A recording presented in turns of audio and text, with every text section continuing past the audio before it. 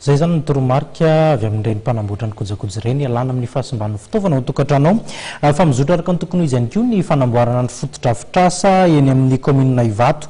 Anisan'ny nampijaly ny mponina teny an-toerana tokoa ity lalakely antsoina hoe Kasisy ity ao amin'ny commune Ivato mandritra ny fotoam-pahavaratra.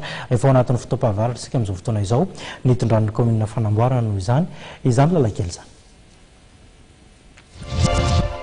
Nampijaly ny mponina teny amin'ny faritra fahaenina na ny Kasisy ao amin'ny commune Ivato ny aratsiany lalana amin'ny fotoanan'ny fahavaratra.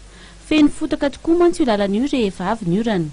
Nitondra fanamboarana tamin'izany anefa ny commune Ivato izay tarihiny ben'ny tanàna Penjy Randrianarsoa.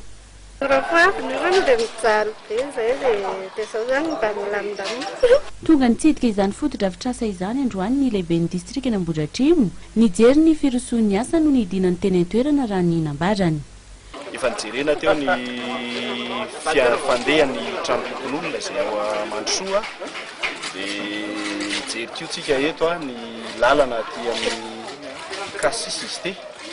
Misy lalana maromaro ohatran'izao dia mijery ny firoson'ny asa mihitsy sika ka hita fa miroso mandeha ary ao anatin'ny famitana tanteraka an'izay ny tokony andraikitra rehetrarehetra dia mampirisika hatrany ny commune Ivato. Raha ny nambaran'ny sekretera jeneraly ny commune Ivato dia vola ny vahoaka madiodio no nanaovana ireto fotodrafitrasa ireto. Rariny raha hikarakarana ny vahoaka ny volan'izy ireo raha ny fanazavany. Anisan'ny namboarina ihany koa moa ny K5 sy ny K7 izay lalakely ao amin'ny commune Ivato ihany.